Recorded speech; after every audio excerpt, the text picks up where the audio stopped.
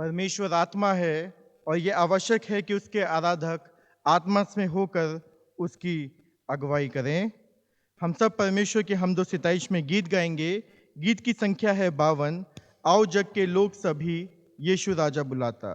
गीत की संख्या है 52।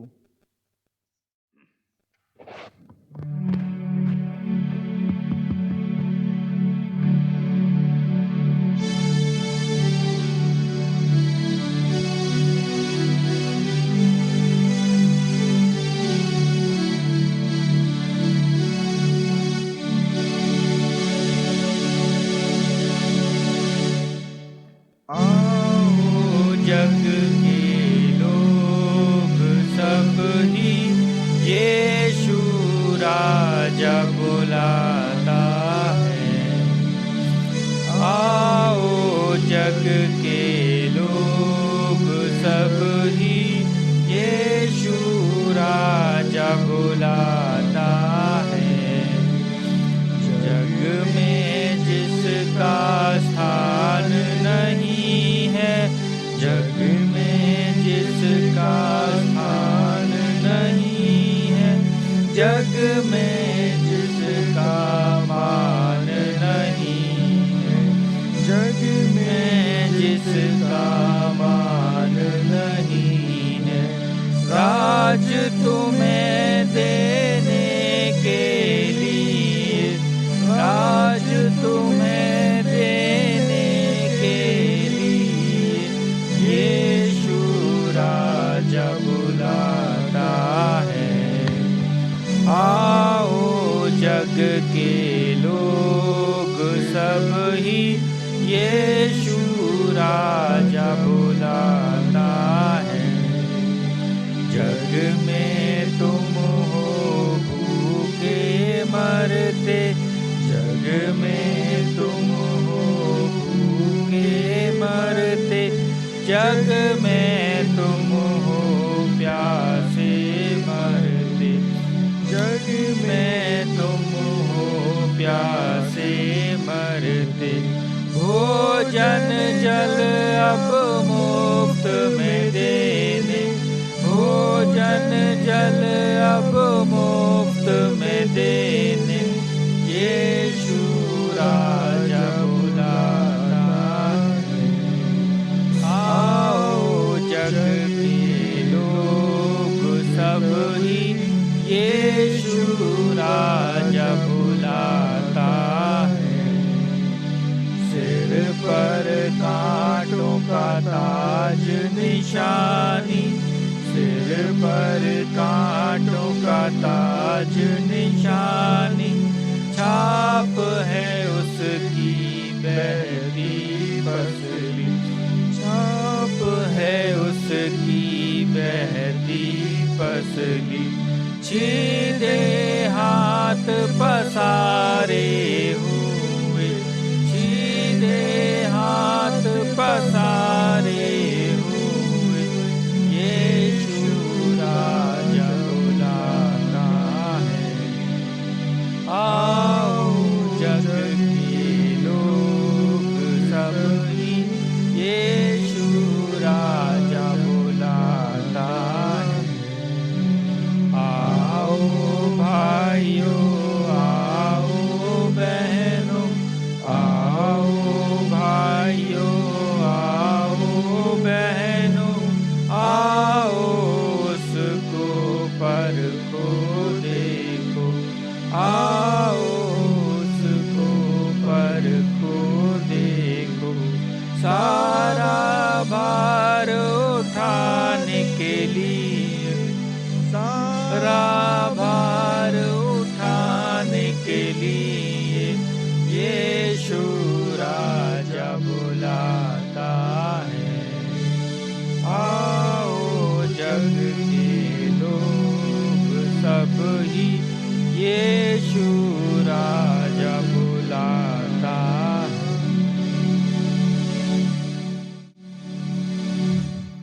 आराधना की पुस्तक क्रम संख्या 5, पृष्ठ संख्या 5, प्रातःकालीन आराधना विधि।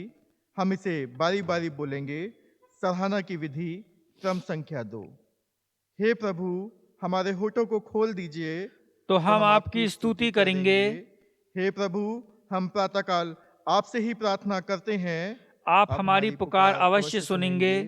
परमेश्वर पिता हमारे सृष्टिकर्ता की महिमा हो, उसके पुत्र हमारे मुक्तिदाता की महिमा हो, उसके आत्मा हमें पवित्र करने वाले की महिमा हो, जैसे आदि में थी, अब है और सदा युग युगांत होती रहेगी। आमीन।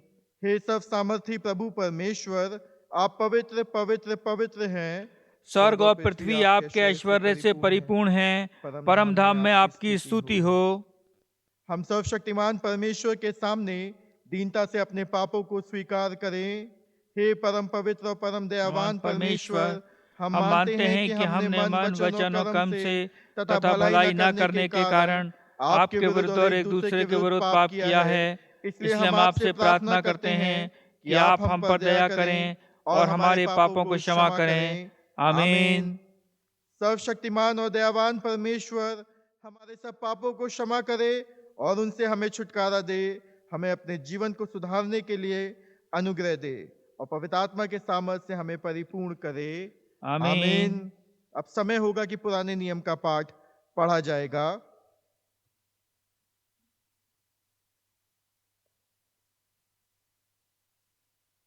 पुराने नियम का पाठ जो कि लिया गया है यिर्मयाह की पुस्तक, उसका 5वां अध्याय, पद 1 से लेके 5 तक और 30 और 31। यिर्मयाह नबी की पुस्तक, उसका 5वां अध्याय, पद 1 से 5 और 30 और 31, जहां इस प्रकार लिखा है, यरूशलेम की सड़कों में इधर उधर दौड़ कर देखो, उसके चौकों में ढूंढो, यदि कोई ऐसा मिल सके जो न्याय से काम करे और सच्चाई का खोजी हो, तो मैं उसका पाप क्षमा करूंगा। यद्यपि उसके निवासी यहोवा के जीवन की शपथ भी खाएं, तो भी निश्चय वे झूठी शपथ खाते हैं। हे यहोवा, क्या तेरी दृष्टि सच्चाई पर नहीं है? तूने उनको दुख दिया, परंतु वे शोकित नहीं हुए। तूने उनको नष्ट किया, परंतु उन्होंने ताड़ना से भी नहीं माना। उन्होंने अपना मन चट्टान से भी अधिक कठोर किया है, उन्होंने पश्चाताप करने से इनकार किया है। फिर मैंने सोचा, ये लोग तो कंगाल और अबोध ही हैं, क्योंकि ये यहोवा का मार्ग और अपने परमेश्वर का नियम नहीं जानते। इसलिए मैं बड़े लोगों के पास जाकर उनको सुनाऊंगा, क्योंकि वे तो यहोवा का मार्ग और अपने परमेश्वर का नियम जानते हैं, परंतु उन सबों ने मिलकर जुएं को तोड़ दिया और बंधनों को खोल डाला है। पद 30 से, देश में ऐसा काम होता है जिससे चकित और रोमांचित होना चाहिए। भविष्यवक्ता झूठ मूठ भविष्यवाणी करते हैं और याजक उनके सहारे से प्रभुता करते हैं। मेरी प्रजा को ये भाता भी है, परंतु अंत के समय में तुम क्या करोगे? ये परमेश्वर का वचन है। परमेश्वर का धन्यवाद हो। अब समय होगा कि उत्तरवादी पाठ मेरे और आपके बीच में पढ़ा जाएगा। उत्तरवादी पाठ जो कि लिया गया है भजन 62 से। हम इसे बारी बारी पढ़ेंगे। भजन 62। सचमुच मैं चुप होकर परमेश्वर की ओर मन लगाए हूँ, मेरा उद्धार उसी से होता है। सचमुच वही मेरी चट्टान और मेरा उद्धार है, वो मेरा गढ़ है, मैं अधिक ना डिगूंगा। तुम कब तक एक पुरुष पर धावा करते रहोगे कि सब मिलकर उसका घात करो? वह तो झुकी हुई भीत या गिरते हुए बाड़े के समान है। सचमुच वे उसको उसके ऊंचे पद से गिराने की सम्मति करते हैं। वे झूठ से प्रसन्न रहते हैं, मुंह से तो वे आशीर्वाद देते, पर मन में कोसते हैं। हे मेरे मन, परमेश्वर के सामने चुपचाप रह, क्योंकि मेरी आशा उसी से है। सचमुच वही मेरी चट्टान और मेरा उद्धार है, वह मेरा गढ़ है, इसलिए मैं ना डिगूंगा। मेरा उद्धार और मेरी महिमा का आधार परमेश्वर है, मेरी दृढ़ चट्टान और मेरा शरण स्थान परमेश्वर है। हे लोगों, हर समय उस पर भरोसा रखो, उससे अपने मन की बात खोल कर कहो। परमेश्वर हमारा शरण स्थान है। सचमुच नीच लोग तो अस्थाई और बड़े लोग मिथ्या ही हैं। तौल में वे हल्के निकलते हैं, वे सब के सब साथ से भी हल्के हैं। अंधेर करने पर भरोसा मत रखो और लूटपाट करने पर मत फूलो। चाहे धन संपत्ति बढ़े तो भी उस पर मन न लगाना। परमेश्वर ने एक बार कहा और 2 बार मैंने ये सुना है कि सामर्थ परमेश्वर का है। और हे प्रभु, करुणा भी तेरी है, क्योंकि तू एक एक जन को उसके काम के अनुसार फल देता है। पिता, पुत्र और पवित्र आत्मा के नाम की महिमा हो, जैसे आदि में थी, अब है और सदा युग युगांत होती रहेगी। आमीन। अब इससे पहले कि हम परमेश्वर का वचन ग्रहण करें, डॉक्टर एरिक के मार्फत से, जो कि आज मेरे और आपके बीच में परमेश्वर का कलाम लेकर के आ रहे हैं, हम सब अपने मनों को तैयार करें, अपने दिलों को तैयार करने वाले हों। क्योंकि कई बार जब मैं और आप इस संसार में होते हैं तो अपना मन संसार पे लगा करके रखते हैं। होने पाए हम उसे परमेश्वर को समर्पित करें और उस वचन के लिए अपने आप को तैयार करें। गीत की संख्या है 125। तेरे दिल के दर पर यीशु खटखटाता, खोलो तुम दरवाजा, वो है आना चाहता। गीत की संख्या 125।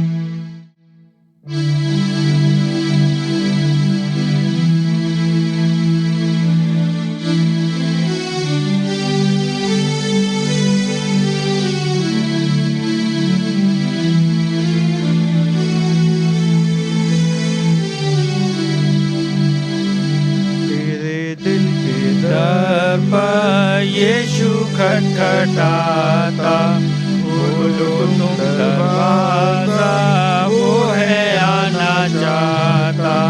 तेरे दिल के दर पर यीशु खटखटाता, खोलो तुम दरवाजा, वो है आना चाहता। बनना चाहता है वो तेरा ही मेहमान, बनना चाहता है वो तेरा ही मेहमान। रात तेरे साथी वो है रहना चाहता, रात तेरे साथी वो है रहना चाहता। तेरे दिल के दर पर यीशु खटखटाता, खोलो तुम दरवाजा, वो है आना चाहता। खुशी अपनी देता होवे तू जलाली, खुशी अपनी देता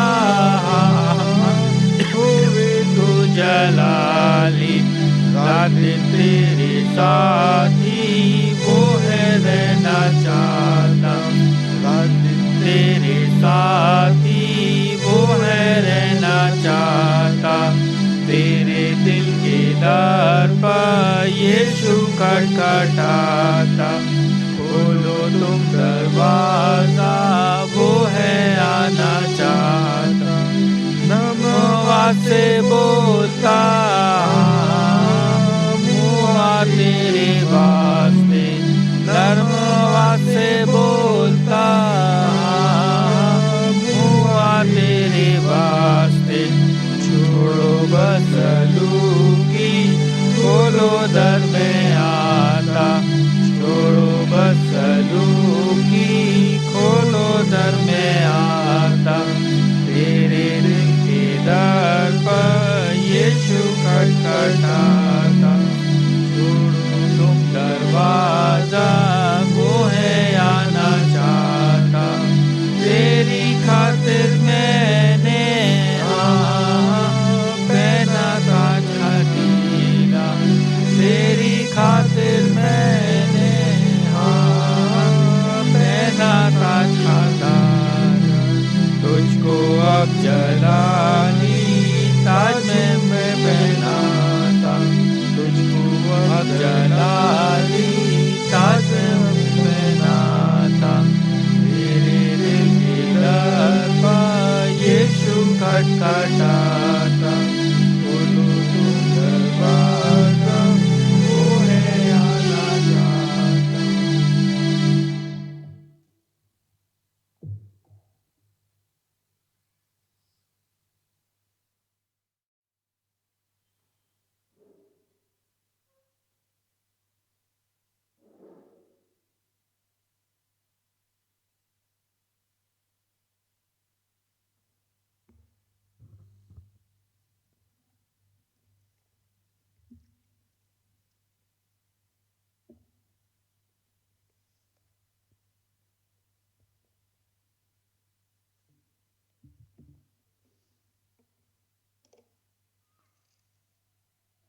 पवित्र सुसमाचार का पाठ जो कि मिलता है मत्ती रचित सुसमाचार उसकी पहली आयत से लेकर 12 आयत तक। मत्ती रचित सुसमाचार उसका 23वां अध्याय और उसकी पहली आयत से लेकर 12 आयत तक।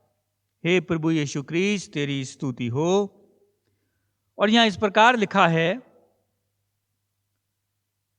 तब यीशु ने भीड़ से और अपने चेलों से कहा, शास्त्री और फरीसी मूसा की गद्दी पर बैठे हैं, इसलिए वे तुमसे जो कुछ कहें वह करना और मानना, परंतु उनके से काम मत करना, क्योंकि वे कहते तो हैं पर करते नहीं। वे एक ऐसे भारी बोझ को जिनको उठाना कठिन है बांधकर उन्हें मनुष्यों के कंधों पर रखते हैं, परंतु स्वयं उसे अपनी उंगली से भी सरकाना नहीं चाहते। वे अपने सब काम लोगों को दिखाने के लिए करते हैं। वे अपने ताबीज़ों को चौड़ा करते और अपने वस्त्रों की कोरें बढ़ाते हैं। भोज में मुख्य मुख्य स्थान और सभा में मुख्य मुख्य आसन, बाजारों में नमस्कार और मनुष्य में रब्बी कहलाना उन्हें भाता है। परंतु तुम रब्बी ना कहलाना, क्योंकि तुम्हारा एक ही गुरु है और तुम सब भाई हो।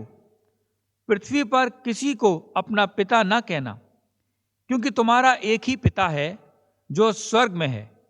और स्वामी भी ना कहलाना, क्योंकि तुम्हारा एक ही स्वामी है, अर्थात मसीह। जो तुम में बड़ा हो वह तुम्हारा सेवक बने, और जो कोई अपने आप को बड़ा बनाएगा वह छोटा किया जाएगा, और जो कोई अपने आप को छोटा बनाएगा वह बड़ा किया जाएगा। ये परमेश्वर का वचन है। अपने सरों को प्रार्थना में झुकाएंगे। महान अनुग्रहकारी और दयावान पिता परमेश्वर, सारा आदर, महिमा और धन्यवाद आपको देते हैं खुदावन कि एक बार फिर से इस पवित्र दिन में खुदावन आपने हमें अपनी आराधना और स्तुति में इस्तेमाल किया पिता परमेश्वर, और अपना वचन दिया पिता परमेश्वर, जो कि सामर्थ्यशाली वचन है खुदावन, और हमारे जीवनों को परिवर्तित करने की सामर्थ्य रखता है पिता परमेश्वर।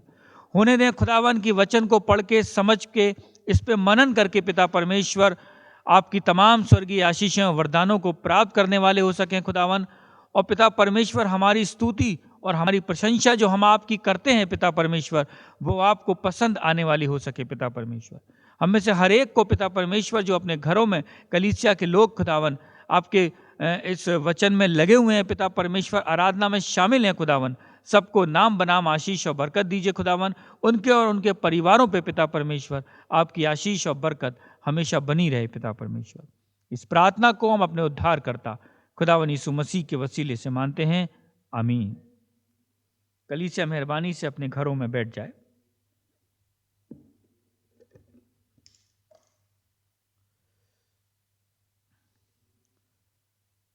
आज का जो वचन का जो थीम है, जो विषय है, वो विषय है preaching is useless if it is contradicted by the way we live. यदि हमारी कथनी और करनी में अगर अंतर है तो हमारी सेवकाई, हमारी प्रीचिंग बेकार है, वो यूजलेस है। हमारी जो कथनी है वही करनी भी होनी चाहिए। और इसके साथ साथ आज का विषय हम बना रहे हैं यूनिटी संडे, एकता रविवार, यूनिटी संडे। और इसके साथ साथ आज हम बना रहे हैं दलित लिबरेशन डे, दलितों की मुक्ति का दिन, मार्ग। मेरे अजीजों, अच्छी तरीके से हम जानते हैं कि प्रभु यीशु मसीह इस दुनिया में आए तो उन्होंने हमें यूनाइट किया, हमें अलग नहीं किया। उन्होंने हमें साथ रखा, और साथ इस तरीके से रखा कि वो हमें अपने साथ लेके चलते थे और हमें परमेश्वर का राज्य, परमेश्वर की सामर्थ के बारे में जब बताते थे तो वो ये चाहते थे कि ज़्यादा से ज़्यादा लोग शामिल हों और ज़्यादा से ज़्यादा लोगों को वो परमेश्वर की सामर्थ और उसके राज्य में प्रवेश करने का तरीका बताते थे। और हम जानते हैं कि जब वो पिता के पास वापस चले गए तो उनके शागिर्दों ने उस यूनिटी को, उस एकता को, उस सहभागिता को बराबर बनाए रखा। और प्रेरितों के काम में मैं और आप अच्छी तरीके से देखते हैं कि वो सब एक जगह इकट्ठे होते थे, सुलेमान के उसारे में इकट्ठे होते थे, किसी घर में इकट्ठे होते थे, और सबके सब इकट्ठे होकर, एक साथ होकर प्रार्थना किया करते थे। यानी कि उनकी कोई भी संपत्ति या कोई भी चीज या कोई भी वस्तु निजी नहीं थी, बल्कि साझे में थी। ये वचन बताता है। उस यूनिटी को बराबर बनाए रखा गया, उस एकता को बराबर बनाए रखा गया। और आज भी कलीसियाई रूप में मैं और आप और हम सब उस एकता को आगे बढ़ाने का कार्य कर रहे हैं, उस यूनिटी को आगे बढ़ाने का कार्य कर रहे हैं। उस एकता में हम शामिल हैं, उस सहभागिता में, उस भागीदारी में मैं और आप आज भी शामिल हैं, जो प्रभु यीशु मसीह ने हमें सिखाई थी, समझाई थी और करके दिखाया था। और दलित लिबरेशन डे की अगर हम बात करें तो मेरे अजीजों, जब आप अच्छी तरीके से जानते हैं, जब प्रभु यीशु मसीह ने अपनी सेवकाई प्रारंभ करी थी तो यूहन्ना ने अपने चेले उनके पास भेजे थे, अपने चेले भेजे थे, शिष्य भेजे थे। और उसने एक प्रश्न यीशु मसीह से किया था और ये कहा था कि क्या आने वाला तू ही है या हम किसी और की बाट जोएं? यीशु मसीह ने उन्हें एक बड़ा अच्छा जवाब दिया था कि यूहन्ना से जाके ये कहना कि अंधे देखते हैं, लंगड़े चलते हैं, मुर्दे जिलाए जाते हैं और कंगालों को सुसमाचार सुनाया जाता है। जो समाज के पिछड़े हैं, जो समाज के दलित हैं, जिन्हें समाज कुछ नहीं समझता, जिन्हें बड़े बड़े लोग कुछ नहीं, उनकी हैसियत कुछ नहीं मानते, जिन्हें अपने पास कोई बैठाना नहीं चाहता, जिन्हें अपने पास कोई बुलाना नहीं चाहता, उन लोगों को सुसमाचार सुनाने का कार्य मेरे और आपके प्रभु यीशु मसीह ने किया कि कंगालों को सुसमाचार सुनाया जाता है। दलित से मेरा ये मतलब नहीं है कि लोअर कास्ट, दलित से मेरा ये भी मतलब है कि वो लोग जो समाज के तिरस्कारपूर्ण लोग हैं, जिन्हें कोई कुछ समझता नहीं है, जिनकी वैल्यू हमारे मनों से खत्म हो गई है, लेकिन परमेश्वर की नजर में, प्रभु यीशु मसीह की नजर में उनकी वैल्यू उन लोगों से ज्यादा बढ़कर है जो अपने आप को बहुत बड़ा समझते हैं। तो दलित लिबरेशन डे, उनकी मुक्ति का मार्ग, उन दलितों की मुक्ति का मार्ग तो प्रभु यीशु मसीह खोल के गए हैं। प्रभु यीशु मसीह उनका मार्ग लेके चले हैं और वही मुझे और आपको सिखाया है और वही आज हम बना रहे हैं। तो मेरे अजीजों, अगर मेरे और आपके मन में किसी के प्रति अगर तिरस्कार है, किसी के प्रति हिकारत की भावना है, तो उसे निकाल दें, क्योंकि प्रभु यीशु मसीह को यह भाता नहीं, प्रभु यीशु मसीह को यह सुहाता नहीं है। इसलिए क्योंकि उन्होंने सबको एक किया है, उन्होंने किसी को बांटा नहीं, किसी को विभाजित नहीं किया। प्रभु यीशु मसीह विभाजन का काम करने नहीं आए थे, प्रभु यीशु मसीह तो जोड़ने का काम करने आए थे। प्रभु यीशु मसीह तो एकता का काम करने आए थे। प्रभु यीशु मसीह तो उस मेल मिलाप को बढ़ाने आए थे, जो लोगों में था या नहीं भी था तो उसको दोबारा से स्टार्ट कराने आए थे। उस मेल मिलाप को बढ़ाते बढ़ाते आज मैं और आप यहाँ तक चले आए हैं कि उसकी शिक्षा को लेके चलते हैं और उसकी शिक्षा का प्रचार करते हैं। ये मेरा और किसी याजक का ही अकेले काम नहीं है, हम सब का काम है कि प्रभु यीशु मसीह की शिक्षाओं का प्रचार करना, उसको आगे लेके चलना और उसके अंदर हर एक व्यक्ति को शामिल करना, चाहे वो किसी भी कास्ट का हो, चाहे वो कैसा भी हो, चाहे वो अमीर हो, चाहे वो गरीब हो, वो दलित भी हो। दलित से मेरा मतलब, मैंने आपसे कहा, लोअर कास्ट नहीं, हर एक वो व्यक्ति जो तिरस्कारपूर्ण है उसे अपने आप में शामिल करना है। और जैसे मैंने आपको बताया कि आज का थीम यह है कि हमारी कथनी और करनी में अंतर नहीं होना चाहिए। अभी मैंने आपके सामने मत्ती रचित सुसमाचार उसका 23वां अध्याय पढ़ा और उसकी पहली आयत से 12वीं आयत तक इसी बात का जिक्र प्रभु यीशु मसीह ने अपने मुख से बोला है। वह जितने लोग खड़े थे, वहां पर जितने लोग खड़े थे, वहां उसके भीड़ भी थी और उसके चेले और शिष्य थे। प्रभु यीशु मसीह ने उन सबको आगाह किया है, उन सबको सचेत किया है उन लोगों के प्रति जो अपने पास बड़े बड़े धार्मिक अधिकार तो रखते हैं, बड़ी बड़ी पोजीशन तो रखते हैं, लेकिन वो कैसे हैं, उनकी कथनी और करनी में अंतर होता है। वो जो कहते हैं वो करते नहीं हैं। और अधिकार जताने का काम करते हैं उन लोगों पर जो उनके अंतर्गत या अंडर में आते हैं। वो साधारण लोग जो अंडर में आते हैं उन पर अधिकार जताने का या अधिकार दिखाने का काम करते हैं।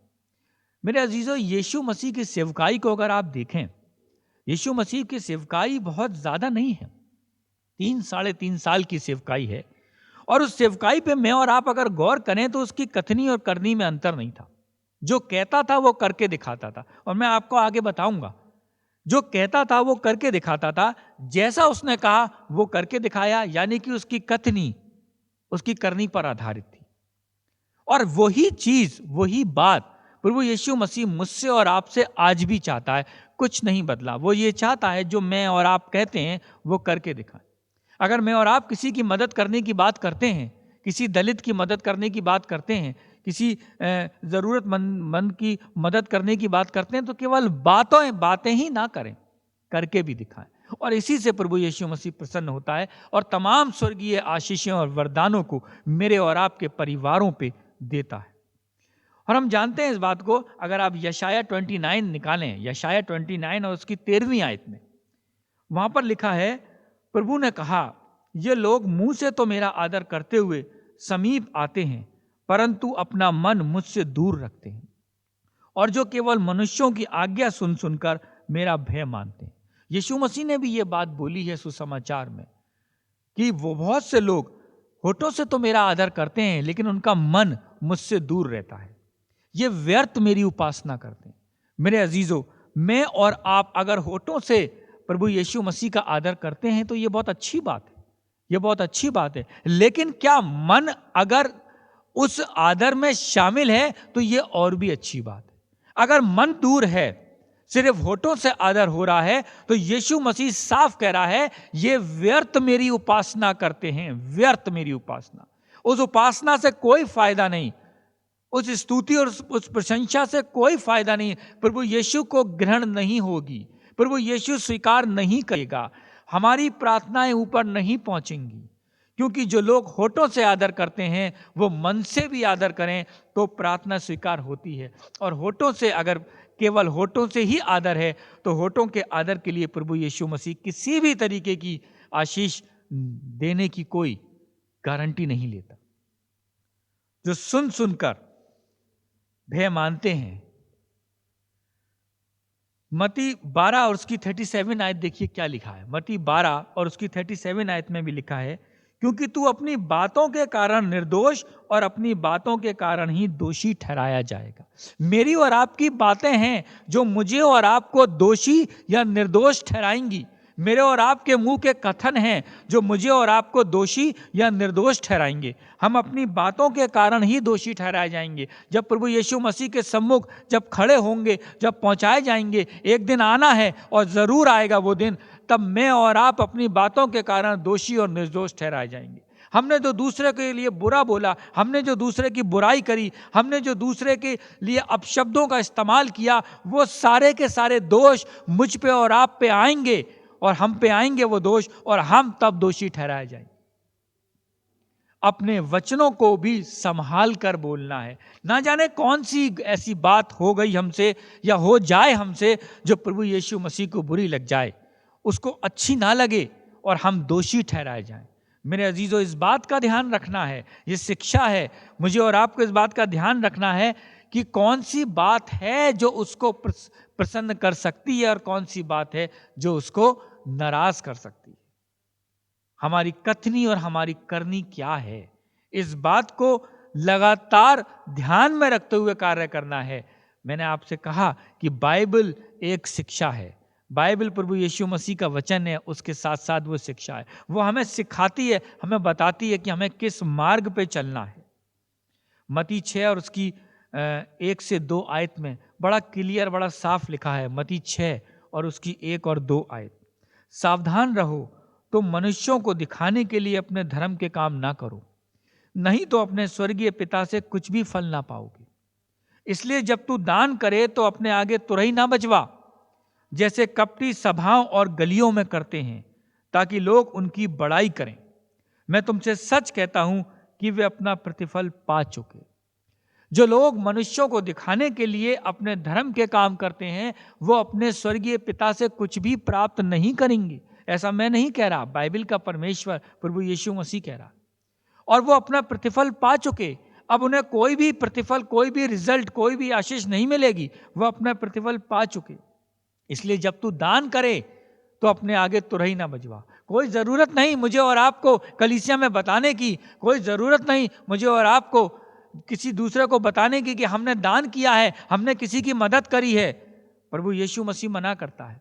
प्रभु यीशु कहता है कि अगर कोई तुम दान करने के बाद अपने आगे तुरही बजवाते हो, अगर उस दान को दूसरों को बताते हो, तो तुम अपना प्रतिफल पा चुके, क्योंकि कपटी सभाओं और गलियों में ऐसा ही करते हैं। अगर दान है तो वो किसी की मदद के लिए है, कोई आवश्यकता नहीं बताने के लिए, कोई आवश्यकता नहीं कि मैं और आप उसके आगे उसके लिए अपने आगे तुरही बजवाएं। और जो लोग ऐसा करते हैं वो अपना प्रतिफल पा चुके, उन्हें स्वर्ग से, उन्हें स्वर्ग के द्वारा कुछ भी प्राप्त नहीं होगा। यीशु मसीह ने बार बार सचेत किया है, झूठे भविष्यवक्ताओं से सावधान रहो, जो भेड़ों के भेष में तुम्हारे पास आते हैं, लेकिन वो कौन है? वो अंतर में फाड़ने वाले भेड़िए हैं, और तुम उनके फलों से उन्हें पहचान लोगे। बहुत से लोग हैं जो मेरे और आपके घरों में आते हैं, बहुत से लोग हैं जो मुझे और आपको तोड़ने की कोशिश करते हैं, बहुत से लोग हैं जो बाइबल के अंदर भी हेर फेर करने की कोशिश करते हैं, आयतों में घुमाने की कोशिश करते हैं, और तमाम तरीके से ये कोशिश करते हैं कि ये लोग हैं तो हमारे मत में आ जाएं। बहुत से हैं ऐसे लोग। मेरे अजीजों, प्रभु यीशु मसीह ने कहा है, ऐसे झूठे भविष्यवक्ताओं से सावधान रहो, जो भेड़ों के वेश में तुम्हारे पास आते हैं, लेकिन वो भेड़ नहीं है। वो लोग नहीं है जो तुम्हारा भला चाहते हैं, वो लोग नहीं है जो तुम्हारे लिए कुछ करना चाहते हैं, बल्कि वो तुम्हें तोड़ने आए हैं, वो तुम्हें कलीसिया से अलग हटाने आए हैं, वो तुम्हें कलीसिया के खिलाफ भड़काने आए हैं, वो तमाम ऐसे काम करने आए हैं जो कि एक अच्छे और सभ्य व्यक्ति को नहीं करना चाहिए। जबकि उनके फल क्या हैं? फल क्या? उनकी आदतें, उनके कार्य, उनसे तुम्हें पहचानना है उन्हें कि वो कौन लोग हैं। प्रभु यीशु मसीह ने उनके प्रति मुझे और आपको सचेत किया है। ऐसे लोग हमारे समाज में, हमारी कलीसिया में पाए जाते हैं। मेरे अजीज, ध्यान रखना है इस बात का कि हमें उनकी बातों में ना आके, मेरे और आपके पास तो सबसे अच्छा साधन, मेरे और आपके पास तो सबसे अच्छी ज्ञान की बात मेरी आपकी बाइबल है, जो प्रभु यीशु मसीह ने उसके मुख से कहे हुए वचन है, जो मुझे और आपको सब कुछ बताने के लिए तैयार है और बताती है कि हम कहाँ गलत हैं और कहाँ सही हैं, हम कौन सा गलत काम कर रहे हैं, अगर कर रहे हैं तो उस गलत काम की सजा क्या है, ये मुझे और आपको बाइबल बताती है। तो उन झूठे भविष्यवक्ताओं के पास जाने की आवश्यकता नहीं, उन झूठे भविष्यवक्ताओं से शिक्षा लेने की आवश्यकता नहीं। ये वो लोग हैं जो विधवाओं के घरों को खा जाते हैं, ये वो लोग हैं जो सभाओं में मुख्य मुख्य आसन चाहते हैं, ये वो लोग हैं जो बाजारों में नमस्कार चाहते हैं। प्रभु यीशु मसीह ने कहा, सचेत रहो, उनकी सुनना जरूर, लेकिन उनके जैसे काम न करना, उनके जैसे काम मत करना। यीशु मसीह ने मना किया है उनके जैसे काम। वो धार्मिक काम दिखावे के लिए करते हैं, वो ढोंग करते हैं, लेकिन वो धार्मिक है नहीं। मेरे अजीजों, वो धार्मिक है नहीं। यीशु मसीह ने के चेलों में एक बार इस बात पर बड़ा वाद विवाद हुआ था। बाइबल में लिखा है कि हम में से बड़ा कौन है।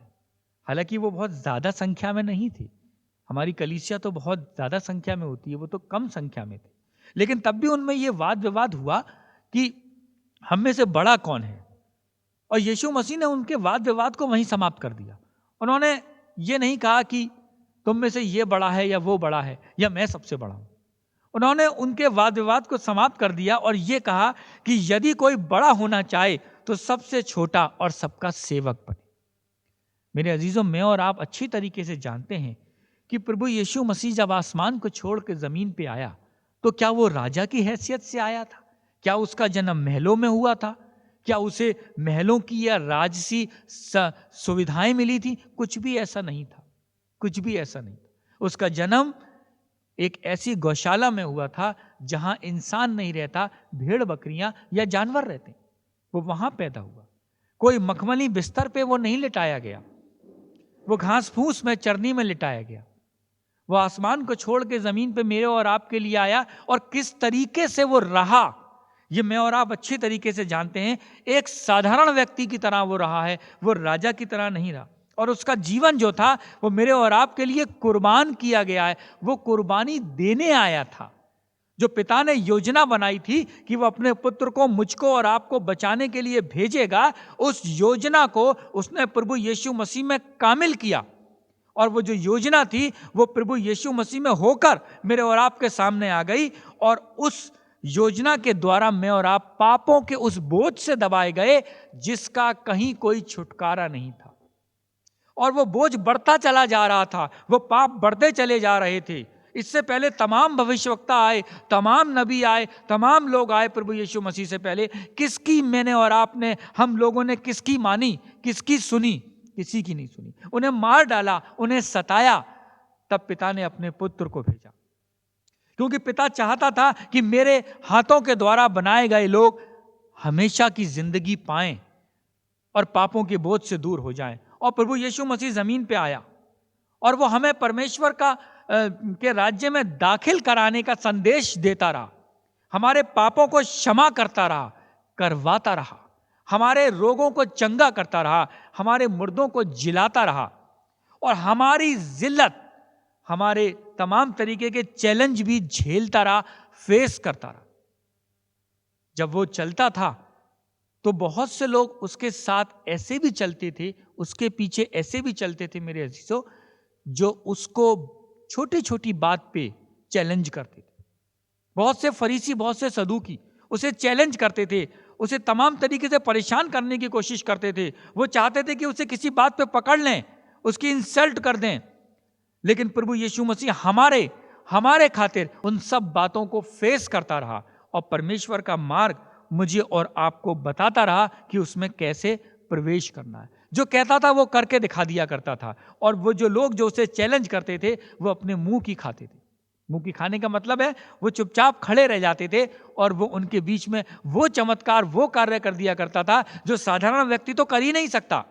वो धर्म के अगुवे जो बरसों से, जो बहुत समय से लोगों को तमाम तरीके के धार्मिक बातें बताते थे, भयंकर तरीके से मूसा की व्यवस्था का पालन किया करते थे, लेकिन सिर्फ दिखावे के लिए काम किया करते थे। और प्रभु यीशु मसीह ने उनके लिए ही कहा, ऐसे लोगों से सचेत रहो जो दिखाने का काम करते हैं, जिनके काम, धार्मिक काम सिर्फ ढोंग के हैं।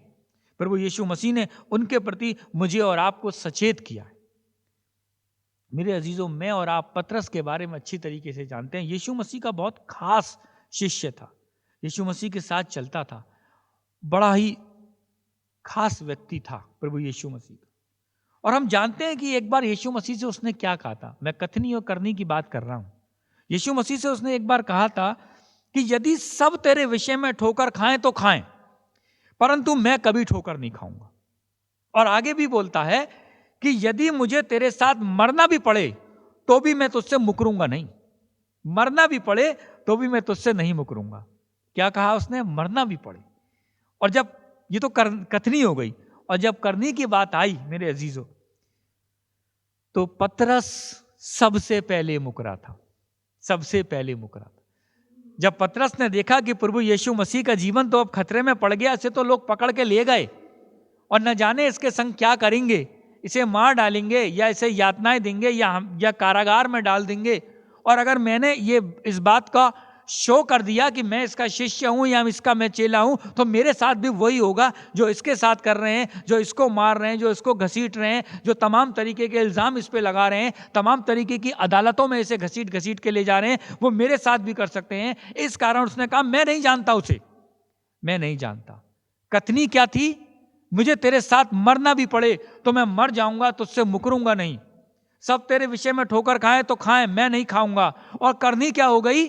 करनी ये हो गई, मैं नहीं जानता उस व्यक्ति को, तुम किसकी बात करते हो, मैं उसे नहीं जानता, मैं उसके साथ नहीं रहा। ये वही पतरस है मेरे अजीजों, जिसको प्रभु यीशु मसीह ने इतनी बड़ी आशीष दी थी और उससे कहा था कि जो तू कुछ भी पृथ्वी पर खोलेगा वो स्वर्ग में खुलेगा, जो तू पृथ्वी पर बांधेगा वो स्वर्ग में बंधेगा। ये आशीष पतरस को दी गई थी। उसके बाद भी पतरस ये कह रहा है कि मैं उसे नहीं जानता। उसकी कथनी और करनी में अंतर आ गया। और मेरे अजीजों, बिल्कुल यही दशा आज मेरी और आपकी है। कथनी और करनी में अंतर है। मैं और आप बड़ी बड़ी बातें करते हैं कि मैं प्रभु यीशु मसीह का शिष्य हूं, मैं तो खुदा से डरने वाला व्यक्ति हूं, मैं तो खुदा को आगे लेके चलने वाला व्यक्ति हूं, मैं स्वयं, ऐसी ऐसी बातें हम लोग करते हैं। और लेकिन जब समय आता है कि प्रभु के लिए कुछ किया जाए, कलीसिया के लिए कुछ किया जाए, किसी दलित या किसी जरूरतमंद के लिए कुछ किया जाए, तो हमारी करनी और कथनी में अंतर आ जाता है। हम भूल जाते हैं वचन को, हम भूल जाते हैं प्रभु यीशु मसीह की उस शिक्षा को, हम भूल जाते हैं कि उन्होंने हमें क्या सिखाया है। वही बात है, हम भी मुकर जाते हैं। पतरस तो एक बार मुकरा था अजीजों, मैं और आप रोज मुकर जाते हैं उसकी उस धार्मिक शिक्षा से जो वो हमसे चाहता है। बाइबल में लिखा है यहोवा धर्मी है और वो धर्म के कामों से प्रसन्न होता है। तो इस बात पे मनन करने का विषय है, इस बात को सोचने का विषय है कि कितना मैं और आप धर्म के काम करते हैं। कहते तो हैं, क्या करते हैं? क्या मैं और आप जहाँ पे अपनी सेवाएं दे रहे हैं, जिस जगह अपना काम कर रहे हैं, अपनी जॉब कर रहे हैं, वहां पे मेरी और आपकी कथनी और करनी में अंतर है मेरे अजीजों, है। इस बात पे ध्यान रखें, है। जो काम मुझे और आपको दिया गया है, अगर मैं और आप उसको ईमानदारी से नहीं करते तो अंतर है। प्रभु यीशु मसीह उससे भी नाराज है। प्रभु यीशु मसीह ईमानदारी चाहता है, प्रभु यीशु मसीह वफादारी चाहता है। अभी भी देखिए प्रभु यीशु मसीह ने 23वीं आयत में क्या लिखा है। 23वीं आयत में देखिए, अभी जो मैंने आपके सामने पढ़ा, इसलिए वे तुमसे जो कुछ कहें वह करना और मानना। वो हमारे अगुओं की बातों को मानने और करने के लिए बोलता है। वो ये नहीं कहता कि उनका तिरस्कार करो, वो ये नहीं कहता कि उनकी बात नहीं मानो, वो कहता है करना और मानना, परंतु उनके काम ना करना। अगर वो गलत काम कर रहे हैं तो उन गलत कामों को फॉलो नहीं करना, उन गलत कामों के पीछे ना चलना, लेकिन उनकी इज्जत करना, लेकिन उनको मानना। मेरे अजीजों, मुकरना बड़ा आसान है।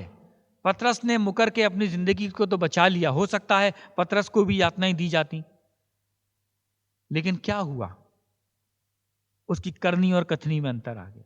जो आशीष यहोवा ने उसे दी थी, जो आशीष प्रभु यीशु मसीह ने उसे दी थी, उस आशीष को उसने खराब करने की कोशिश करी। और हम जानते हैं बाइबल में लिखा है कि तुरंत मुर्गे ने बांग दी और प्रभु यीशु मसीह ने घूम के उसकी ओर देखा और तब उसे याद आई कि अरे, यीशु मसीह ने कहा था कि तू तो मेरा इनकार करेगा। और तब बाइबल में यह भी लिखा है वो फूट फूट कर रोया। उसे पता चला कि हाँ, मैंने गलती करी। उसे रियलाइज हुआ कि मैंने गलती करी। मेरे अजीजों, मुझे और आपको रियलाइज होना जरूरी है कि कहीं हम गलती तो नहीं कर रहे हैं, या कर रहे हैं तो उसे सुधारना भी जरूरी है। यह जीवन सुधारने का जीवन है। प्रभु यीशु मसीह ने मुझे और आपको सुधारने का जीवन दिया। सब इस जीवन को सुधारेंगे तो नया जीवन देने की गारंटी भी प्रभु यीशु मसीह मुझसे और आपसे करता है। मेरी और आपकी दशा उस बीज की तरह है। बिल्कुल ये सच्चाई है। मेरी और आपकी दशा उस बीज की तरह है जो पथरीली भूमि पर बोया गया, जो पथरीली भूमि पर गिरा। मिट्टी नहीं मिली, बड़ी जल्दी उगी आया। मैं और आप वचन को सुनकर तुरंत आनंद से मान लेते हैं, लेकिन जब ठोकर लगती है, जब उपद्रव आता है, जब कलेश बढ़ता है, तो वो वचन दूर चला जाता है। परेशान हो जाते हैं, भूल जाते हैं वचन को, विश्वास चला जाता है अपने उद्धारकर्ता के ऊपर से, और तमाम तरीके की सोर्स, तमाम तरीके की दुनियावी बातों में लग जाते हैं। और वो दुनियावी बातें मुझे और आपको अपने उद्धारकर्ता से दूर कर जाती हैं। हम वो बीज हैं जो पत्थर पे गिरते हैं, जल्दी उग तो आते हैं, बड़े आनंद से मान लेते हैं, लेकिन कलेश और उपद्रव और परेशानी मुझे और आपको विचलित कर देती है, और यहाँ तक विचलित कर देती है कि मैं और आप मुकर जाते हैं। कहाँ चली गई वो कथनी और कहाँ चली गई वो करनी, सब कुछ बदल जाता है। पतरस तो एक बार मुकरा, जैसे मैंने आपको बताया, हम तो रोज मुकर जाते हैं। हमारी, मेरी और आपकी दिनचर्या इतनी व्यस्त है कि उस व्यस्त दिनचर्या में अपने प्रभु के लिए समय और टाइम तो है ही नहीं। कितना समय मैं और आप देते हैं, इस बात पे जरा मंथन करें। हम कितना दिन में कितना समय देते हैं वचन के मनन में, कितना समय देते हैं प्रभु से प्रार्थना में। ये सोचने का विषय है, ये मनन करने का विषय है, क्योंकि मैं और आप अच्छी तरीके से जानते हैं यही जिंदगी है। उसके बाद की जिंदगी की गारंटी तब है जब ये जीवन सुधरेगा। यीशु ने कहा है, यदि कोई मेरे पीछे आना चाहे तो वह अपने आपे से इनकार करे, अपने आपे से इनकार करे और अपना क्रूस उठाकर मेरे पीछे हो ले। क्या मेरा और आपका घमंड इतना ज्यादा है, प्राउड इतना ज्यादा है कि मैं और आप अपने आपे से इनकार कर सकते हैं? जो अपने आपे से इनकार करने का मतलब है अपने आप को शून्य कर दे। अपने आपे से इनकार करने का मतलब है कि अपना घमंड दूर कर दे। अपने आपे से इनकार करने का मतलब है कि दूसरों की मदद के लिए तैयार रहे। अपने आपे से इनकार करने का मतलब है कि वो प्रभु यीशु मसीह की शिक्षाओं को ग्रहण करे और तब अपना क्रूस उठाए और तब प्रभु यीशु मसीह के पीछे चले। जो अपना प्राण बचाना चाहेगा वो उसे खोएगा, और जो सुसमाचार के लिए अपना प्राण खोएगा वही उसे बचाएगा। सुसमाचार मुझे और आपको बचाता है। आज के ये जो समय चल रहा है, पिछले 6 मंथ से मैं और आप देख रहे हैं, सुसमाचार मुझे और आपको बचा रहा है। प्रभु यीशु मसीह मुझे और आपको बचा रहा है, हमारे परिवारों को बचा रहा है, उस बीमारी से, उस महामारी से बचा रहा है। वचन में लिखा है, तेरे निकट 1000 10,000 गिरेंगे लेकिन तुझे कोई नहीं छू पाएगा। तू उस महामारी से बचा रहेगा जो दिन दोपहरी फैलती है, रात में फैलती है, उजाड़ती है। तो उस महामारी से बचा रहेगा। प्रभु यीशु मसीह पे विश्वास करें। यीशु ने खुद कहा है, मनुष्य का पुत्र इसलिए नहीं आया कि उसकी सेवा टहल की जाए। प्रभु यीशु मसीह ने मुझसे और आपसे अपनी सेवा टहल की कोई बात ही नहीं करी, ना करवाई, बल्कि इसलिए आया कि आप सेवा टहल करें और बहुतों की छुड़ौती के लिए अपने प्राण दे। उसने हमारी सेवा टहल करी है और अपना प्राण मेरे और आपके लिए, हमारी छुड़ौती के लिए दिया है, और प्राण दे के हमें मोल लिया है, अपना लहू बहा के हमें मोल लिया है और हमारे पापों को क्षमा किया। हमारे पाप थे और लहू वो बहा रहा है। हमारी गलतियां थी, हमारे अपराध थे, और सजा कौन भुगत रहा है? प्रभु यीशु मसीह भुगत रहा है। हमारे पापों को अपने ऊपर ले लेता था। जा तेरे पाप क्षमा हुए, ऐसे कहता था, बाइबल में लिखा है, जा तेरे पाप क्षमा हुए। क्षमा होके वो कहां गए? उसके ऊपर आ गए, उसके ऊपर आ गए, और उन पापों को क्षमा कराने के लिए अपना लहू बहा के गया है मेरा और आपका प्रभु परमेश्वर। जो कहता था वो करके दिखाता था। उसने कहा, अपने सताने वालों को आशीष दो, उन्हें शाप ना दो। और मैं और आप जानते हैं, जब क्रूस पे था तो जो लोग सता रहे थे उन्हें क्षमा कर रहा था, उन्हें क्षमा कर रहा था। कथनी और करनी एक सी हो रही थी, कोई अंतर नहीं था। जो कहता था वही करके दिखाया, जो कहता था। मेरे अजीजों, प्रभु यीशु मसीह मुझसे और आपसे भी चाहता है। हम मसीह को मानने वाले लोग हैं, हम गैर समाज के लोग नहीं हैं, हम मसीह समाज के लोग हैं। तो मेरे और आपके अंदर वो बात होनी चाहिए जो प्रभु यीशु मसीह में थी।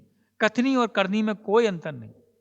और तभी मेरे और आपकी सेवकाई ग्रहण होगी, तभी मेरे और आपकी प्रीचिंग ग्रहण की जाएगी, और तभी मेरे और आपकी प्रार्थनाओं स्वीकार की जाएंगी। और अभी पुराने नियम में मैंने भाई साहब ने पढ़ा यिर्मयाह से, उसमें भी देखिए क्या लिखा है। यिर्मयाह में भी लिखा है कि यदि कोई न्याय से काम करे और सच्चाई का खोजी हो तो मैं निश्चित तौर पर उसके पाप क्षमा करूंगा।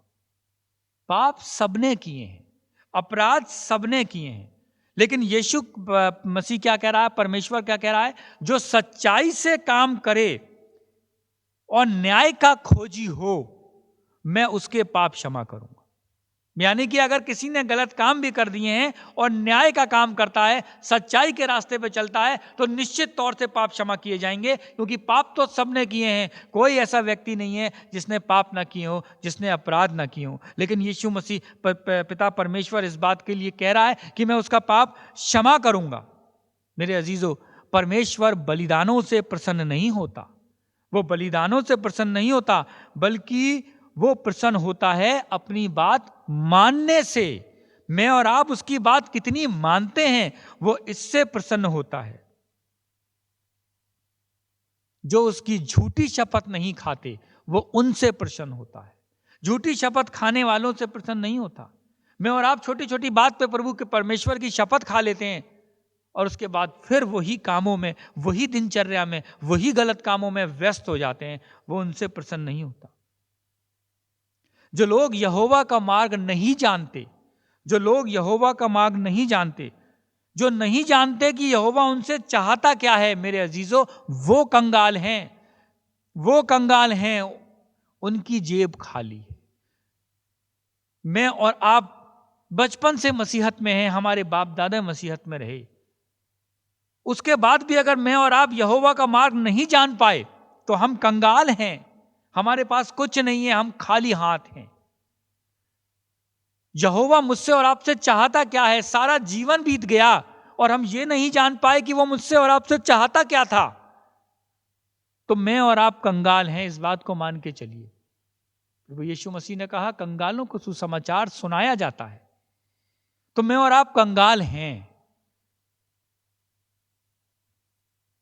प्रभु यीशु मसीह की जो आवाज है वो वचन है, और प्रभु यीशु मसीह की आवाज सुन के ही मैं और आप चलते हैं।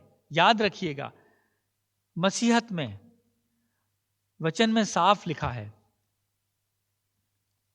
कि मनुष्य सिर्फ रोटी से नहीं बल्कि हर उस वचन से जीवित रहता है जो परमेश्वर के मुख से निकलता है। जो परमेश्वर के मुख से निकलता है वो मुझको आपको संभाले है। सिर्फ रोटी नहीं संभाले है, सिर्फ रोटी से मैं और आप जीवित नहीं है, बल्कि परमेश्वर के मुख से निकले हुए उस वचन से जीवित हैं जो मेरे और आपके लिए उसने कहे हैं। इसलिए जब प्रभु की आवाज सुने तो अपने मनों को कठोर ना करें। प्रभु यीशु मसीह ने एक बार कहा था, जब मैं दोबारा इस पृथ्वी पर आऊंगा, जमीन पर आऊंगा, तो क्या उस विश्वास को पाऊंगा? क्या उस विश्वास को देखूंगा? तो उस विश्वास को बनाए रखें, उस विश्वास में चलते रहें, उस विश्वास को सिखाते रहें और उस विश्वास के अंदर बने रहें कि जब तू आए प्रभु यीशु मसीह तो तू हमें तैयार पाए कि हम तैयार हैं। तेरी बाट जो रहे थे, हम सो नहीं रहे थे, तेरी बाट जो रहे थे, क्योंकि वचन में लिखा है पता नहीं कौन से समय वो आ जाएगा, तुम सोचते भी नहीं होगे तब वो आ जाएगा, तुम उसकी बाट जोते भी नहीं रहोगे तब वो आ जाएगा। इसलिए तैयार रखें, इसलिए अपने आप को तैयार रखें। प्रकाशित वाक्य के अंदर लिखा है, प्रकाशित वाक्य 22 उसका 18 और 19वीं आयत, प्रकाशित वाक्य 22 और उसकी 18 और 19वीं आयत, और उसमें लिखा है, मैं हर एक को जो इस पुस्तक की भविष्यवाणी की बातें सुनता है गवाही देता हूं। यदि कोई मनुष्य इन बातों में कुछ बढ़ाए तो परमेश्वर उन विपत्तियों को जो इस पुस्तक में लिखी हैं उस पर बढ़ाएगा। मेरे अजीजों, इस पुस्तक के अंदर मैं और आप ना कुछ बढ़ा सकते हैं ना कुछ घटा सकते हैं। और आगे लिखा है, यदि कोई इस भविष्यवाणी की पुस्तक की बातों में से कुछ निकाल डाले तो परमेश्वर उस जीवन के वृक्ष और पवित्र नगर में से जिसका वर्णन इस पुस्तक में है उसका भाग निकाल देगा। तो वो लोग जो आयतों में हेरफेर करते हैं, वो लोग जो अपनी तरफ से बाइबल के अंदर कुछ ऐड करने की कोशिश करते हैं, वो लोग जो अपनी तरफ से बाइबल के अंदर कुछ घुमाने की कोशिश करते हैं, उन लोगों से सावधान रहें। वचन में लिखा है कि उन पे विपत्तियां पड़ेंगी। क्यों? क्योंकि उन्होंने वचन के अंदर अपनी ओर से कुछ बढ़ा दिया या उन्होंने वचन के अंदर अपनी ओर से कुछ घटा दिया। कोई आवश्यकता नहीं घटाने की, कोई आवश्यकता नहीं बढ़ाने की, क्योंकि ये वो वचन है जो परमेश्वर की प्रेरणा से, उसके पवित्र आत्मा की प्रेरणा से लिखा गया है और प्रभु यीशु मसीह के मुख से निकला हुआ वचन है। इसके अंदर किसी भी तरीके की बदलाव करने की ताकत या सामर्थ या हिम्मत मुझे ना दिखानी है, ना आपको दिखानी है, ना करना है, क्योंकि जीवन की पुस्तक में से नाम काट दिया जाएगा और वचन परमेश्वर कहता है कि उस पुस्तक में से तुम्हारा भाग निकाल दिया जाएगा। तो इस प्रकार के झूठे भविष्यवक्ताओं से सावधान रहें। जो करनी और कथनी प्रभु यीशु मसीह की थी उस पे चलना है, और जो करनी और कथनी मैं और आप अपनी रखते हैं उसे बदलना नहीं है। मैंने आपसे कहा पतरस एक बार मुकरा था, मैं और आप तो रोज मुकर जाते हैं। और कब तक मुकरते रहेंगे? कब तक मुकरते रहेंगे? समय आ जाएगा, प्रभु यीशु मसीह के सिंहासन के सामने खड़े हो जाएंगे, क्या तब भी मुकर जाएंगे? क्या तब भी मुकर जाएंगे? इसलिए मुकरना छोड़ना है मुझे और आपको। जो बात हाँ, बाइबल में एक जगह लिखा है, तुम्हारी बात हाँ की हाँ और ना की ना हो, और इससे अधिक कुछ ना हो, इससे अधिक कुछ ना हो। क्योंकि हर एक व्यक्ति जो मेरे और आपकी कलीसिया में है, मेरे आपकी समाज में है, वो मेरे और आपके लिए आदरणीय है, वो मेरे और आपके लिए सम्मानीय है। हर एक व्यक्ति जो प्रभु यीशु मसीह को मानता है, उसकी बातों पे चलता है, वो मेरे और आपका भाई या बहन है। वो दलित नहीं है, वो तिरस्कारपूर्ण व्यक्ति नहीं है, वो मेरे और आपका अपना है, हमारे परिवार का सदस्य है। और जो परिवार का सदस्य होता है वो हमारे लिए हमेशा आदरणीय होता है। हम उसको भूल नहीं सकते, हम उसको छोड़ नहीं सकते। प्रभु यीशु मसीह ने मुझको और आपको आज तक नहीं छोड़ा, तो हम कैसे छोड़ दें? अपने लोगों को हम कैसे छोड़ दें? इसलिए ध्यान रखें, जो प्रभु यीशु मसीह ने कहा वो करके दिखाया, इसलिए मैं और आप भी जो कहते हैं वो करके दिखाएं। आइए हम प्रार्थना में अपने सरों को झुकाएं। महान पिता परमेश्वर, धन्यवाद देते हैं सामर्थी वचन के लिए खुदावन, जो आपके पवित्र आत्मा की प्रेरणा से हमारे बीच में पहुंचा है खुदावन। और धन्यवाद देते हैं पिता परमेश्वर कि आपने हमें सिखाया खुदावन कि हमारी कथनी और करनी में अंतर नहीं होना चाहिए, क्योंकि जो प्रभु यीशु मसीह ने कहा वो करके दिखाया, और वही बात पिता परमेश्वर हमारे में भी होनी चाहिए खुदावन। महान पिता परमेश्वर, हर एक को नाम बनाम आशीष और बरकत दीजिए खुदावन, जो आपके वचन में लगे हैं पिता परमेश्वर, और जो लोग जहाँ जहाँ दूर दूर खुदावन आपके वचन का प्रचार कर रहे हैं पिता परमेश्वर, तमाम जोखिम और खतरों में भी हैं पिता परमेश्वर, उनके साथ होइए खुदावन, उनके परिवारों के साथ होइए पिता परमेश्वर, ताकि पिता परमेश्वर आपके वचन को वो हर एक व्यक्ति तक पहुंचा सकें, उन्हें सुना सकें पिता परमेश्वर। इस प्रार्थना को अपने उद्धार करता खुदावन यीशु मसीह के वसीले से मानते हैं, आमीन।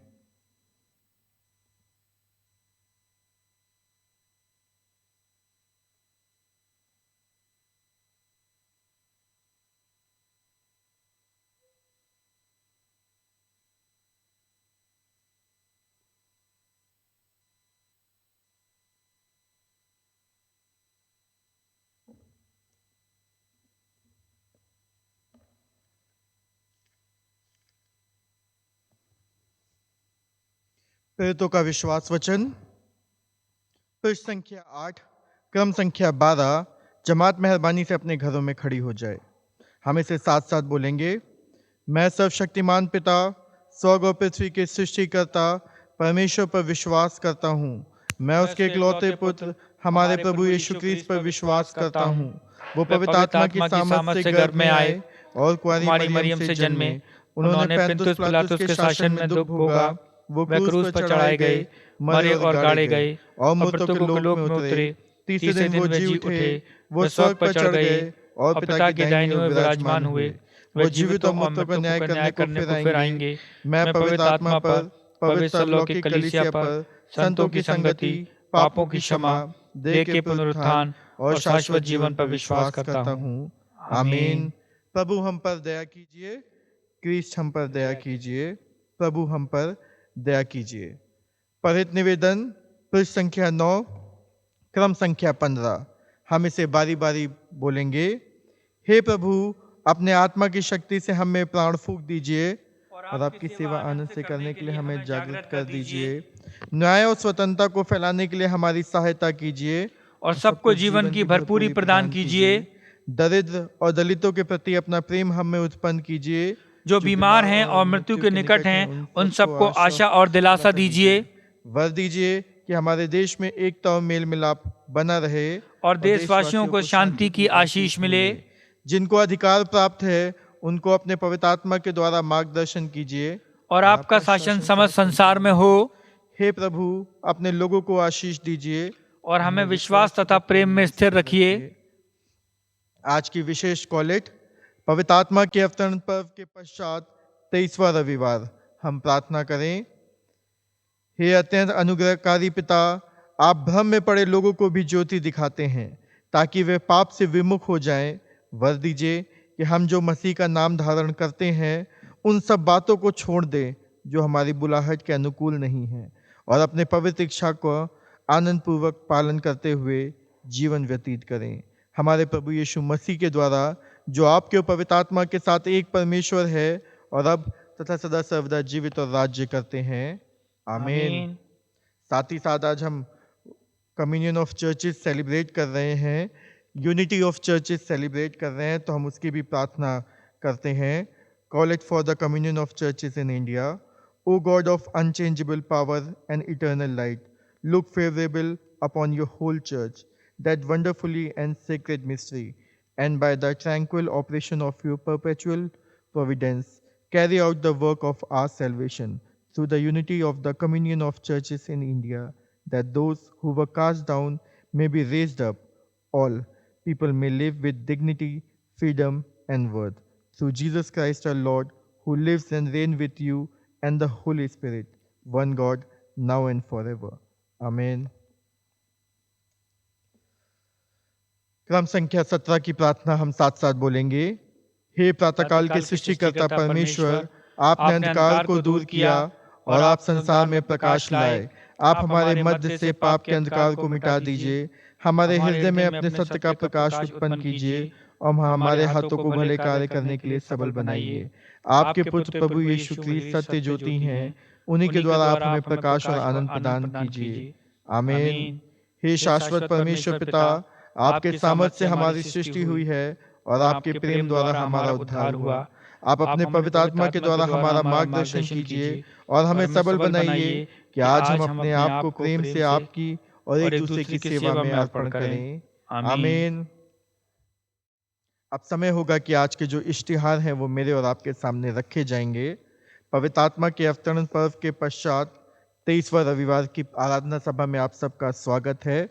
साथ ही साथ मैं आपको बता दूं कि आज के रोज यानी कि 8 नवंबर को हम यूनिटी संडे सेलिब्रेट कर रहे हैं, जो कि कम्युनियन ऑफ चर्चेस, जो चर्चेस CNI डे के लिए आए थे, उसमें हम उसमें आराधना स्तुति कर रहे हैं कि जो चर्चेस आज हमारे साथ हैं, हम सब एक साथ होकर के अपनी सेवाएं जो है उसे सेलिब्रेट करने वाले हों।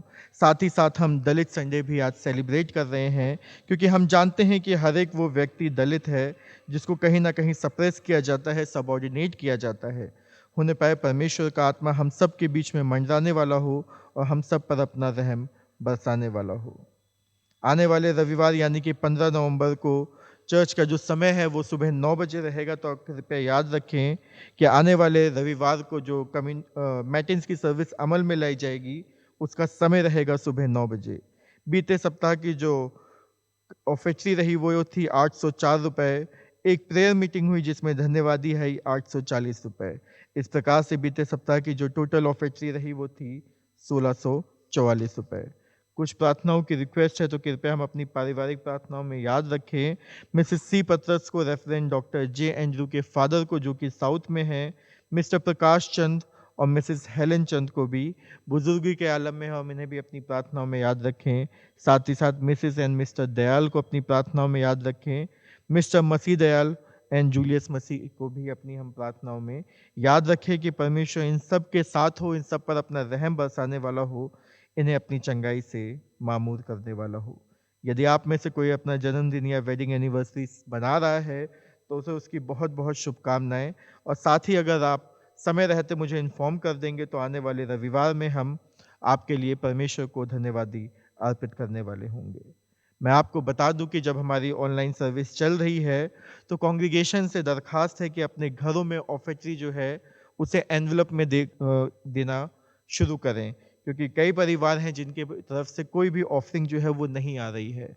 आपसे दरखास्त रहेगी कि जब आप ऑनलाइन सर्विस में शिरकत करते हैं तो जो गाना होता है, आखिरी गाना, उसमें हम अनाउंस करते हैं कि इस गीत के दौरान धन्यवादी ली जाएगी या फिर ऑफरिंग ली जाएगी, तो आप अपने एनवलप्स में अपनी ऑफरिंग जो है वो डाल सकते हैं और सप्ताह के बीच में किसी भी समय मुझ तक पहुंचा सकते हैं, ताकि आने वाले रविवार को हम उसे जोड़ करके चर्च में अनाउंस कर सके। तो कृपया आप सब याद रखें कि अपनी ऑफरिंग जो है, जब सर्विस में आप बीच में शिरकत कर रहे हैं तो आप आखिरी गाने में उसे एनवलप में डालने वाले हों और सप्ताह के बीच में किसी भी समय मुझ तक उसे पहुंचाने की प्रैक्टिस अमल में लाएं।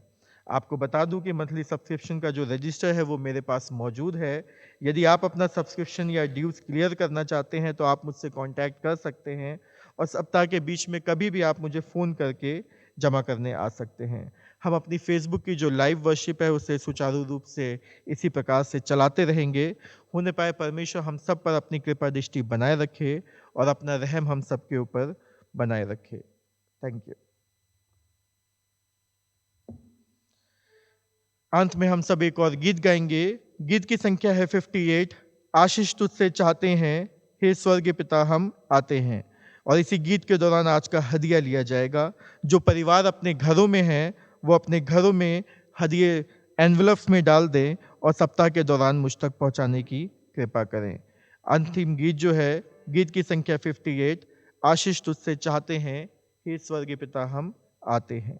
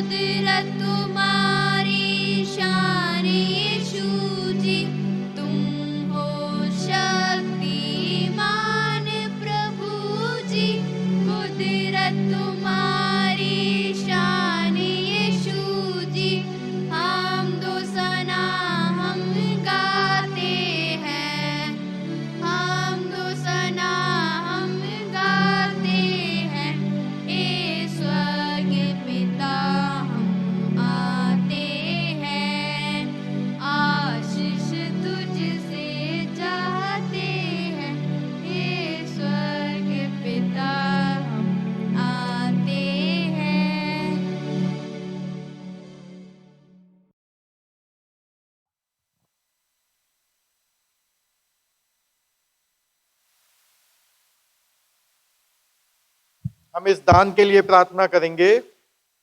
हमसे प्रेम करने वाले सर्वशक्तिमान दयालु पिता परमेश्वर, नम्रता और दीनता के साथ आपके सम्मुख अर्पित है। हृदय से धन्यवाद देते हैं परमेश्वर इस दान के लिए जो आपकी आशीषों में से हम आपको चढ़ाते हैं परमेश्वर। उन्हें दे कि आप इसे ग्रहण करें अपने नाम की महिमा और अपने लोगों की भलाई के लिए। प्रार्थना को आपके बेटे हमारे प्रभु यीशु क्रिस्त के नाम से मांगते हैं, सुनिए और कबूल कीजिएगा। आमीन। अंतिम प्रार्थना में जाएंगे। हमसे प्रेम करने वाले सर्वशक्तिमान दयालु पिता परमेश्वर, नम्रता और दीनता के साथ आपके सम्मुख अर्पित हैं। हृदय से धन्यवाद देते हैं परमेश्वर कि बीते समय में आपने हम में से हर एक को संभाला परमेश्वर, हर एक को बीमारी से बचाने वाले हुए परमेश्वर, और मौके दिए समय समय पे हम खड़े होकर के अपने जीवन से, अपने कामों से आपको गवाही दे परमेश्वर। होने दे कि हर एक उन परिवारों को आपके हाथों में सौंपते हैं परमेश्वर जिन्हें आपने बीते समय में संभाला है परमेश्वर। अपनी डायसिस के बिशप साहब को आपके सम्मुख लेकर के आते हैं परमेश्वर। होने दे कि आप उनके साथ हो, उन पर अपना रहम बरसाने वाले हो परमेश्वर। जिस प्रकार से वो अपना जीवन व्यतीत कर रहे हैं परमेश्वर, उसी प्रकार से आप उन्हें आने वाले समय में भी इस्तेमाल करें बहुतायत से आपके नाम की महिमा और आपके लोगों की बढ़ाई के लिए परमेश्वर। अपनी डायसिस के हर एक पासबानों को आपके हाथों में सौंपते हैं परमेश्वर। खासतौर पे कई पासबान हैं जो बीते समय में बीमार हैं परमेश्वर, उनके परिवार के लोग बीमार हैं परमेश्वर। होने दे कि आप उन्हें छू करके अपनी चंगाई प्रदान करने वाले हो परमेश्वर, और इस कोरोना बीमारी से बचाने वाले हो परमेश्वर। कि वो आप में होकर के अपना जीवन व्यतीत करे परमेश्वर, और आपके नाम को गवाही देने वाले हों कि भले ही जितनी परेशानियां आए, जितनी परिस्थितियां आए, इस प्रकार से आज के वचन से हमने जाना परमेश्वर कि जब हम इस संसार में रहते हैं, परेशानी और परिस्थितियां तो हमारे जीवन में आती हैं, परंतु आपका कलाम है जो हमें मजबूत करता है परमेश्वर। तो होने दे कि हमारी कथनी और करनी में फर्क ना हो परमेश्वर। जिस प्रकार से हम आपका वचन जो है लोगों तक पहुंचाते हैं परमेश्वर, उससे पहले अपने जीवन से जीने वाले हो परमेश्वर, ताकि हम नहीं परंतु आपके नाम को आदर स्तुति मिलने वाली हो परमेश्वर, और लोग आपके नाम को ऊंचा उठाने वाले हो परमेश्वर। साथ ही साथ प्रार्थना कर मांगते हैं परमेश्वर, अपने चर्च के डॉक्टर एंड्रू को आपके सम्मुख लेकर के आते हैं, ले लीडर डॉक्टर एरिक को आपके सम्मुख लेकर के आते हैं परमेश्वर। होने दे कि आप इन दोनों के ऊपर भी अपना रहम बरसाने वाले हो। जिस प्रकार से आप बहुतायत से इन्हें इस्तेमाल कर रहे हैं परमेश्वर, आने वाले समय में भी आप इनके साथ हो, इन पर अपनी कृपा दृष्टि बनाए रखे परमेश्वर। की आपके नाम की महिमा दिन प्रतिदिन अपने जीवनों से करने वाले हो परमेश्वर। अपनी कलीसिया के हर एक जन को आपके सम्मुख लेकर के आते हैं परमेश्वर। खासतौर पर उन बुजुर्गों को आपके सम्मुख रखते हैं परमेश्वर जो बीमार हैं परमेश्वर। इस समय में होने दे कि आप उनके साथ हो, उन पर अपना रहम बरसाएं, कि वो आप में होकर के अपना जीवन व्यतीत करे परमेश्वर, आपकी शांति उनमें बनी रहे परमेश्वर। होने दे कि अपने आप को आपके सम्मुख सौंपते हैं परमेश्वर। आपने संभाला है परमेश्वर, आगे भी संभालने वाले हो परमेश्वर। जब आपकी योजना के मार्फत से आने वाले समय में परमेश्वर आप जिस सेमिनार के लिए लेके जाते हैं परमेश्वर, होने दे कि उससे जो सीख करके आए उसे आपकी मिनिस्ट्री में लगाने वाले हो परमेश्वर, ताकि आपके नाम की महिमा हमदो सिताइश दिन प्रतिदिन लोगों तक पहुंचने वाली हो परमेश्वर। प्रार्थना आपके बेटे हमारे प्रभु यीशु क्रिस्त के नाम से मांगते हैं, सुनिए और कबूल कीजिएगा। आमीन। प्रभु की प्रार्थना हम साथ साथ बोलेंगे। हे हमारे स्वर्गीय पिता, आपका नाम पवित्र माना जाए, आपका राज्य आए, आपकी इच्छा जैसे स्वर्ग में पूरी होती है वैसे पृथ्वी पर भी पूरी हो। हमारे दिन भर की रोटी आज हमें दीजिए। आप हमारे अपराधों को क्षमा कीजिए जैसे हम अपने अपराधों को क्षमा करते हैं। आप हमें आजमाइश में न पड़ने दे, परंतु बुराई से बचाइए, क्योंकि राज, पराक्रम और महिमा अब और सदा सर्वदा आपका ही है। आमीन। आशीष वचन के लिए जमात मेहरबानी से अपने घरों में खड़ी हो जाए। अब हमारे प्रभु यीशु क्रिस्त का अनुग्रह, परमेश्वर का प्रेम और पवित्र आत्मा की सहभागिता हम में से हर एक के साथ अब से लेकर सदा सर्वदा तक होती रहे। आमीन।